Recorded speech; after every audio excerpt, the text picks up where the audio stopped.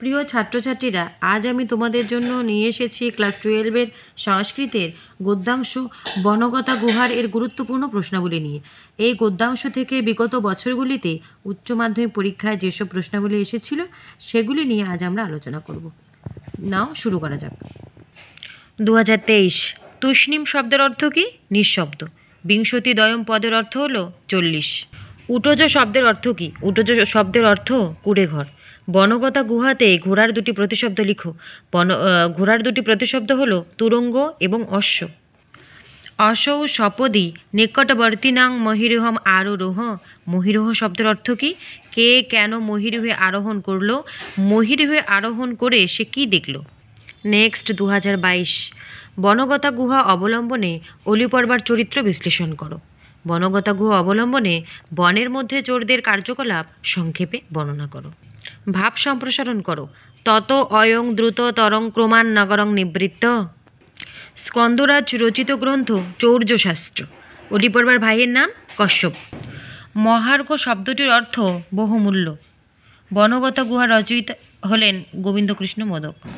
অলিপর্বা কোন নগরে বাস করত? অলিপর্বা পারস্য দেশের নগরে বাস করত। কশ্যপ কিভাবে ধনী হয়েছিল? অলিপর্বার ভাই কশ্যপ এক ধনীর মেয়েকে বিবাহ করায় নগরবাসীর শ্রেষ্ঠ বণিকদের মধ্যে ধনী হয়ে উঠেছিল। কতজন চোর বনে গিয়েছিল? 40 জন চোর বনে গিয়েছিল। বনগতা গুহা পাঠ্যাংশের উৎস গ্রন্থের নাম কি? বনগতা গুহা পাঠ্যাংশের উৎস গ্রন্থ গোবিন্দকৃষ্ণ মোদক রচিত চোর ও চত্বারিংশী কথা। নেক্সট 2019 অসৌ সপদি নিকটবর্তীনং মহিরোহম আরোহ। মহিরোহ শব্দের অর্থ কি? কে কেন মহিরোহে আরোহণ করলো? মহিরোহে আরোহণ করে সে কি দেখল? কশ্যপের ভাই কে? অলিপর্বা। চিনাংশুক কি? রেশমের বস্ত্র। উটজ এর অর্থ কি? উটজ এর অর্থ কুটির। বিপিনং শব্দের অর্থ কি? বিপিনং শব্দের অর্থ হলো বন।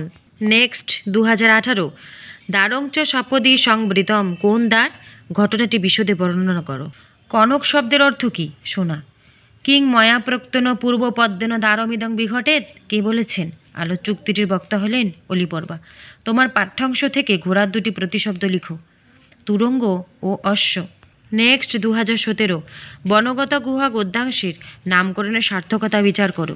বনগতা গুহা গদ্যাংশে অলিপর্বা কর্তৃক দৃষ্ট দস্যুদের কার্যকলাপ বর্ণনা করো। অলিপর্বার ভাইয়ের নাম কি?